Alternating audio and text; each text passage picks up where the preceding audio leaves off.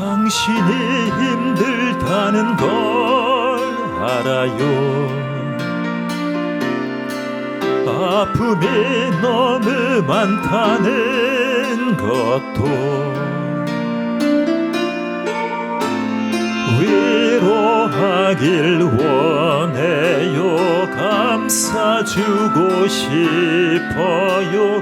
당신은 하나님의 사람인 것을 내가 알 수 없는 그대 깊은 마음 속까지 당신을 지으신 하나님은 알고 계셔요. 위로하길 원해요. 감싸주고 싶어요. 당신은 하나님의 사랑. 당신이 힘들다는 걸 알아요.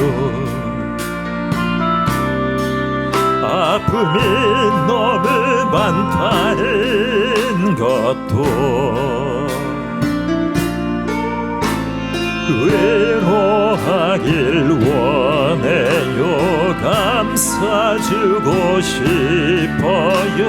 당신은 하나님의 사람인 것을 내가 알 수 없는 그대 깊은 마음 속까지 당신을 지으신 하나님은 알고 계셔요.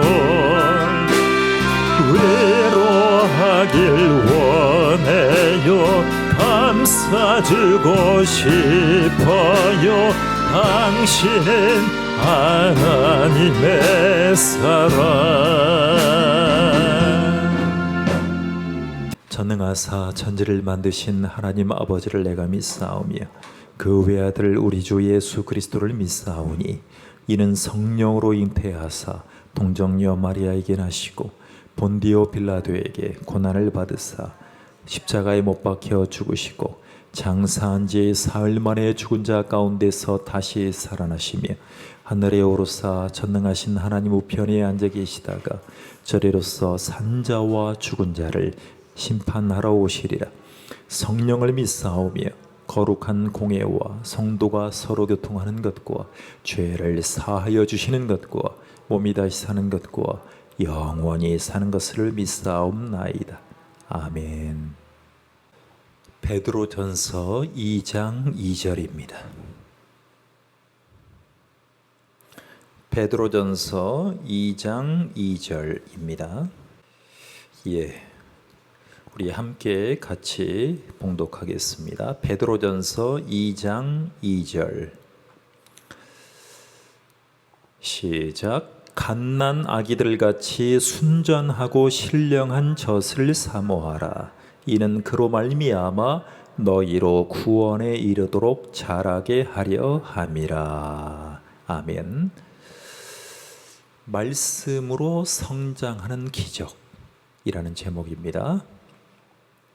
여러분, 오늘 지금 방금 읽은 말씀은 갓난 아기와 구원이 가장 중요한 단어입니다. 갓난 아기 그리고 구원. 여러분, 구원에 이르도록이라 그랬잖아요.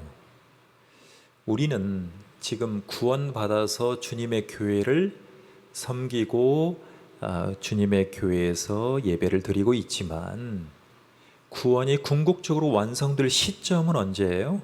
우리가 성화되고 영화되어 가면서 주님이 계신 곳에 갈 때, 그때 들림 받을 때가 구원의 영화, 구원의 완성이라고 얘기를 하죠. 자, 그러면 갓난 아기들의 특성이 뭘까요?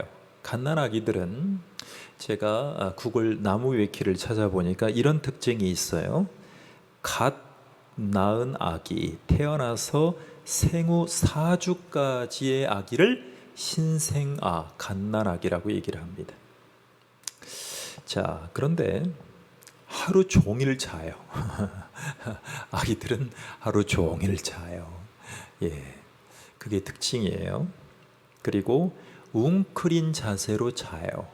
왜? 엄마 뱃속에서 9달에서 10달 동안 있을 그 습성을 아직도 가지고 있어요. 그리고 신체를 보호받기를 원하는 아직 면역력이 약하죠. 그래서 체온 조절 능력을 보완하기 위해서 온 몸에, 잘 보세요, 작고 솜털만한 털들이 많아요. 그게 체온을 유지하려고 하는 신생아, 즉 사주까지의 특징이에요. 어느 아기든 간에 이게 없으면 사실은 좀 힘들어요. 그리고 시야가 약해요. 초점이 좀 부족해요. 그래서 우는 애기들 보면 한 곳 보고 우는 게 아니라 막 그런 듯한 느낌을 받죠. 그리고 아기에 따라서 동공이 약간 풀려 있기 때문에 무섭게 느껴지는 눈매가 있을 수도 있다. 이게 특징이에요. 또 있어요. 잘 못 들어요. 아직은 청각이 다 완벽하지 않아요. 그런데 평균적으로 시야보다 빨리 발달해요. 그래서 아기가 있는 곳은 조용히 있는 게 좋아요. 조용히. 그래서 문 앞에 써놓죠. 아기 때문에 똑똑거리지도 말라고 이렇게 써놓죠. 또 특징이 있어요. 피부가 투명해서요. 피부가 좀 붉어요. 자, 그리고 태어났는데 거의 다 대머리예요. 우리 애들은. 그죠? 거의 다 대머리예요. 태어나면 몇 주 동안 이제 자라기 시작하는데 솜솜이 나와 있어요. 어떤 애는 앞에가 없고 어떤 애는 뒤에가 없고 어떤 애는 옆에가 없어요. 근데 나기 시작해요. 그게 갓난아기의 특징이에요. 자, 중요한 거 얘기하면 출생 직후에 며칠 동안 약 10일간요. 양수 속에, 엄마 양수 속에 있었던 영양 때문에 피부가 퉁퉁 불어있고 좀 쭈글쭈글해요. 근데 그 쭈글쭈글한 게 밉다고 하는 사람은 아무도 없어요. 다 이쁘다 그래요. 그게 특징이에요. 자, 주의할 점이 뭐냐면 체온, 습도를 유지해야 돼요. 그러니까 온도를 수시로 체크해야 돼요. 배꼽을 통해서 감염되는 것을 극히 조심해야 돼요. 그래서 탯줄이 떨어질 때까지 한 2주 정도 걸릴 수 있어요. 자, 그리고 이 사고로 많은 아이들이 생명을 달리하는데 누운 자세로 있지 않으면, 즉 엎어져 있거나 옆으로 약간, 우리 윷놀이 할 때 약간 이쪽으로 기울어져서 옆으로 누워 있는 애들 중에 기도가 막혀서 죽는 아이들이 가끔 뉴스에 나와요. 즉 부모가 다리로 건다든가, 애가 엎어졌는데, 그래서 요람은 다 어떻게 돼 있어요? 안락하게 돼 있죠. 이렇게 돼 있어요. 이렇게 돼 있어요. 평평하게 돼 있으면 큰일 날 수 있어요. 그래서 이불 같은 걸로 요람으로 그렇게 해놓죠. 그리고요, 중요한 게 있어요. 이것이 영적인 것과 연관이 되는데 흔들면 안 돼요.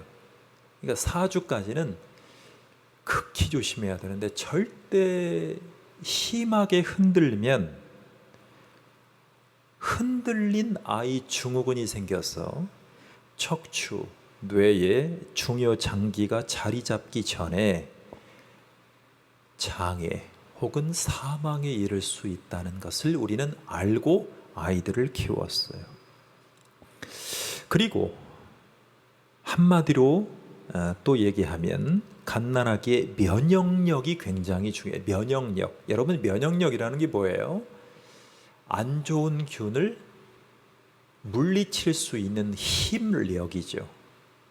사실은 영적으로 성장할 때도 갓난아기로 태어난 그리스도인들이 성장해가는 그 과정 속에서 그 성장은 기적 같은 일이에요. 어떤 분들은 예수님의 보혈과 그 공로로, 복음으로 나의 모든 죄를 주님 앞에 이양하고 주님의 공로로 구원받은 이후에도 성장하지 못하는 경우들이 굉장히 많아요. 여러분, 성장하지 못하면 어떻게 돼 있을까요? 모습은 어른인데 생각, 경제관, 사회관, 교육관, 대인관계관이 계속 어린이에요. 그러니까 생떼를 쓰면 다 된다고 생각해요. 불평하면 다 들어준다고 생각해요. 이게 갓난아기로 있으면 참 힘들어요. 근데 우리 탁구 클럽에 오는 이제 장애우 아이들을 제가 몇 번에 걸쳐서 보았고, 또 발달센터 여러 군데 있어서 이제 제가 뵈면 아이들이 참 순수해요. 순수한 하라는 대로 하고 하는데, 우리는 그의 억양, 그의 눈빛, 그런 거 보면 좀 장애가 있다는 것을 알게 되죠. 그때 참 애틋한 마음으로 다 쳐다보지만 이 아이들도 성장할 수 있다는 생각을 가져야 돼요. 성장할 수 있다. 우리 탁구 클럽에 제가 우리 저번 주에 가니까 등치는 저와 마동석 사이 정도 되더라고요. 큰 친구가 있어요. 이 친구가 탁구도 잘 치고 유심히 봤어요. 여러분, 엄마는 한 그리스도인으로 태어나게 한 옆에 있는 멘토, 즉 갓난아기를 영적으로 거듭나게 한 교회에 먼저 믿은 사람은 그 젖먹이는 책임을 성실하게 감당하기 위해서 해야 될 것들을 오늘 설명하고 싶어요. 자, 여러분, 사도 베드로는 하나님의 말씀 때문에 영적인 갓난아기가 탄생한다라고 증언한 적이 있어요. 자, 1장 23절을 읽어보겠습니다. 베드로전서 1장 23절 시작. 너희가 거듭난 것은 썩어질 씨로 된 것이 아니요 썩지 아니할 씨로 된 것이니 살아있고 항상 있는 하나님의 말씀으로 되었느니라. 여러분 보세요. 우리는 썩지 아니할 씨로 거듭났어요. 그래서 우리는 육신이 죽어도 우리는 어디 가요? 천국에 가요. 썩지 아니할 씨로 거듭났기 때문에. 이것이 영적인 갓난아기의 특징이에요. 우리는 육신의 죽음의 끝이 아니에요. 제가 왜 한복 모델 대회에 나갔냐면,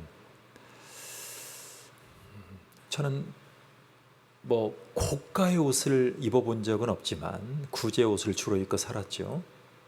살아있는데 옷을 하나 제가 마음에 드는 옷을 사면 정해진 조건과 금액대에서 제가 사게 되면 정말 몸에 딱 맞게 이게 재단하고 이것도 다 수선한 옷이에요.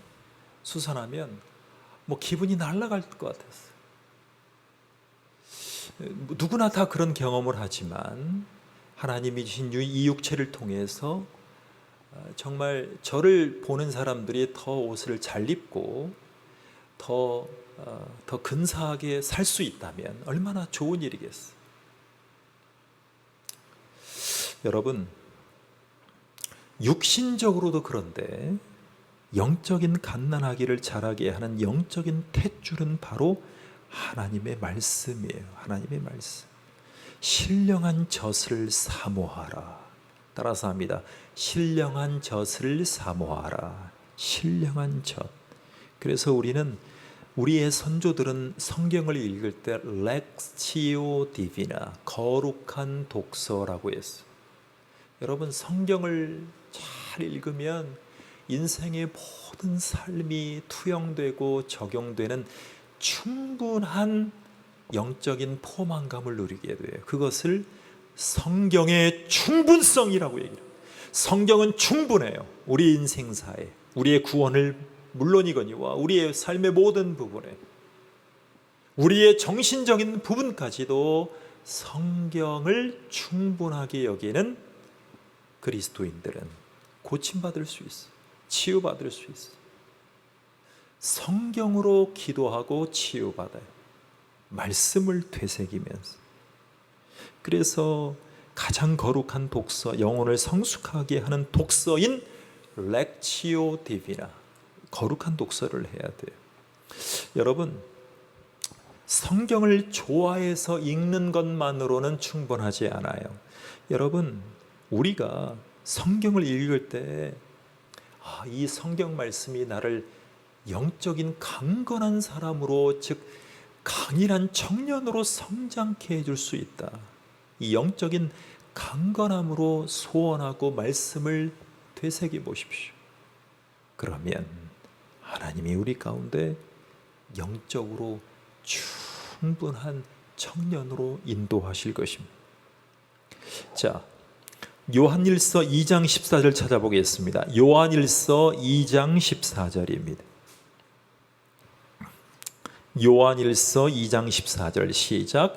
아이들아, 내가 너희에게 쓴 것은 너희가 아버지를 알았으며, 아비들아, 내가 너희에게 쓴 것은 너희가 태초부터 계신 이를 알았으며, 청년들아, 내가 너희에게 쓴 것은 너희가 강하고 하나님의 말씀이 너희 안에 거하시며 너희가 흉악한 자를 이기었습니다. 아멘. 여러분, 우리는 더 이상 아기와 같이 비리비리하게 늘 싸움에서 지기만 한다면 어떻게 되겠어요? 우리의 싸움의 대상은 원수는 악한 자예요. 그 악한 자를 무엇으로 원수 마귀와 싸워서 이길 수 있을까요? 우리 안에 말씀의 비밀이 거하게 해야 돼. 그 말씀의 비밀이 우리 안에 거하게 해야 돼. 우리가 말씀이 우리 안에 거한다는 것은 구체적으로 어떻게 사는 것을 의미하는 것일까요? 자, 요한복음 15장을 보겠습니다. 요한복음 15장 17절입니다.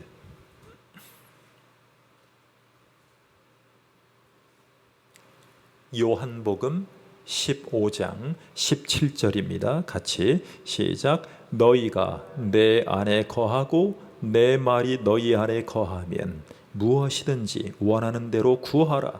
그리하면 이루리라 라고 했어요.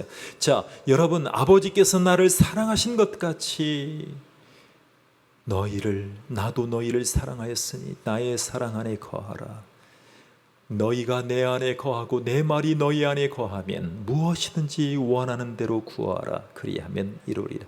여러분, 우리가 원하는 모든 것들이 있죠. 근데 그 원하는 것에 기도는 어떻게 해야 되냐면, 우리가 원하는 것을 다 말한다고 해서 이루어지는 게 아니에요. 응답받는 것이. 너희가 내 안에 거하고 너희가 내 말이 너희 안에 거하면, 그러니까 우리가 주님 안에 거하고 주님의 말씀이 우리 안에 있어야 돼요. 그 말씀의 기준대로, 그 말씀의 감동대로, 그 말씀의 약속대로 기도할 때 응답이 이루어지는, 그게 중요한 것입니다. 주님의 말씀 안에, 주의 사랑 안에 거한다는 것이 무슨 뜻일까요? 자, 주님의 말씀 안에 거한다는 것, 요한복음 15장 10절이에요. 시작. 내가 아버지의 계명을 지켜 그의 사랑 안에 거하는 것 같이 너희도 내 계명을 지키면 내 사랑 안에 거하리라. 자, 주의 말씀 안에 거한다는 게 뭐예요? 주의 사랑 안에 거한다는 게 뭐예요? 아버지의 계명을 지킨다는 거예요. 아버지의 계명을 지키겠다는 거예요. 그 말씀이 우리 안에 거한다는 의미는 우리가 그 말씀을 지켜 산다는 것을 뜻해요. 그 말씀을 지키면 복이 있어요. 하나님의 말씀을 지키면 복이 있어요. 여러분, 계시록 1장에 보면 3절에 이 예언의 말씀을 읽는 자와 듣는 자와 그 가운데에 기록한 것을 지키는 자는, 읽는 자와 듣는 자, 기록된 것을 뭐하는 자는, 지키는 자는 복이 있나니 때가 가까움이라 그랬어요. 여러분, 지킨다는 것은 곧 순종을 가리켜요. 성경이 하라는 것을 하고 성경이 하지 말라는 것은 하지 않는 거예요. 그게 영성이에요. 그게 말씀 안에 순종하는 거예요. 영적인 청년이 되는 비결이에요. 여러분, 우리 베드로전서 2장 1절을 읽어봅시다. 사도 베드로는 젖을 사모해야 될 영적인 아기들이 해야 될 가장 중요한 것들을 이렇게 열거합니다. 시작. 그러므로 모든 악독과 모든 기만과 외식과 시기와 모든 비방하는 것을 버리고 그랬어요. 모든 악독과 비방하는 말을 버리고. 여러분, 우리가 영적으로 강건해져 가는 인생 속에서 우리는 정말 조심해야 될 게 있어요. 그게 뭐예요? 사탄이 던지는 미끼가 있어요. 여러분, 약밥이 있어요. 사탄이 던지는 미끼가 있어요. 그 말씀이 우리 안에 거할 때 우리는 약한 자를 이길 수 있어요. 그런데 이 약한 마귀가 영적인 청년들을 넘어뜨리기 위해서 사용하는 미끼들이 있어요. 이는 세상에 있는 모든 것이 육신의 정욕과 안목의 정욕과 이생의 자랑이니 다 아버지께로 온 것이 아니요 세상으로부터 온 것이라. 여러분, 육신의 정욕, 안목의 정욕, 이생의 자랑이에요. 자, 그 미끼들이 뭐냐면 첫 번째는 육신의 정욕이에요. 그리고 안목의 정욕, 이생의 자랑이에요. 여러분, 태초에 악마가 이거를 가지고 인간을 꾀었어요. 첫사람 아담을 유혹하기 위해서 이 세 가지들을 잘 사용했어요. 아담과 하와가 선악을 알게 하는 나무의 열매를 보니까 먹음직해요. 육신의 정욕, 보암직해요. 안목의 정욕, 지혜롭게 할 만해요. 이생의 자랑으로 보였어요.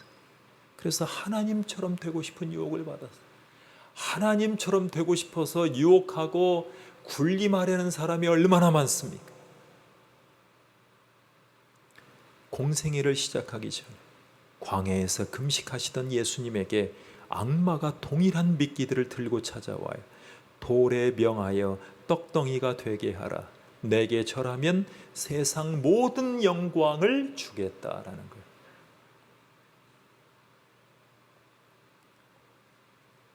세상에게 절하면 모든 것을 얻을 것처럼 생각하지만 그렇지 않아요. 또 마귀는요, 이생의 자랑을 위해서 높은 성전 꼭대기에서 뛰어내려 보라. 천사가 내 발을 들어 올리면 넌 하나님처럼 유명해질 수 있다. 하나님처럼 유명해질 수 있다. 요즘에 남녀노선을 불구하고 뭐라 그래요? 유느님, God 뭐라 그러잖아요. 하나님처럼 되고 싶어서 농담도 그렇게 짓는 시대가 됐어요. 예전에는 신성 불가침 영역이었어. 근데 예수님이 이러한 유혹들을 본인이 참 하나님이면서도 이런 유혹들을 다 물리치셨어요. 어떻게 물리치셨냐면 마태복음 4장 4절에 예수께서 대답하여 이르시되 기록되었으되 사람이 떡으로만 살 것이 아니요 하나님의 입으로부터 나오는 모든 말씀으로 살 것이라 하였느니라 하시니, 우리는 하나님의 말씀으로부터 살 수 있는 존재들이 되었어. 하나님 안에 거하고 말씀을 기억하셨기 때문에 가능한 거예요. 너를 낮추시며 너를 줄이게 하시며 또 너도 알지 못하며 내 조상들도 알지 못하던 만나를 내게 먹이신 것은 사람이 떡으로만 사는 것이 아니요 여호와의 입에서 나오는 모든 말씀으로 사는 줄을 내가 알게 하려 하심이니라. 아멘. 기도하겠습니다. 주님의 입에서, 여호와 입에서 나오는 모든 말씀으로 사는 줄을 우리가 알게 해주시고, 이런 확신과 갈망함으로 주님의 말씀을 내면화하고 그 말씀을 부여잡고 주님의 말씀이 내 안에 있을 때 그 말씀의 감동대로 기도하는 영적으로 장성한 성인이 될 수 있도록 인도해 축복해 주시옵소서. 우리를 도와주시는 주님, 이 말씀으로 예수님에게 승리를 안겨주신 하나님, 당신을 의지하고 사모할 수 있는 믿음의 사람이 되게 해주신 은혜 너무나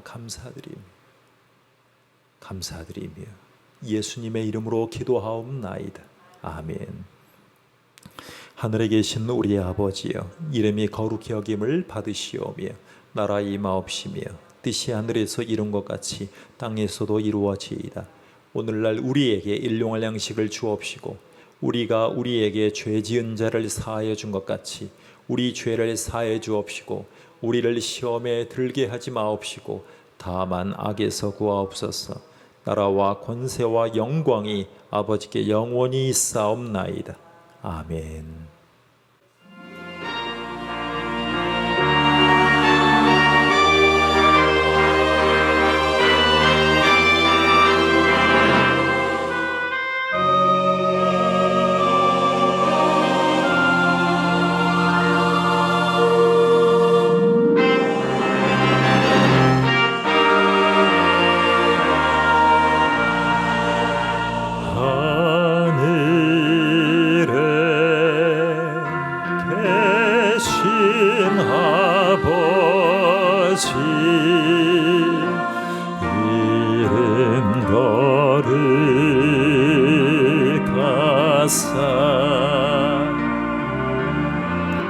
주님 나라 임하시고 뜻이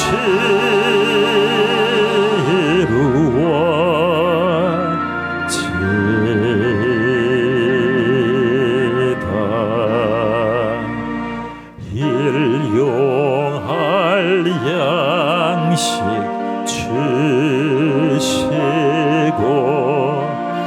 우리들의 큰 죄 다 용서하옵시며 또 시험에 들게 마시고 악에서 구원하소서. 대개 주의 나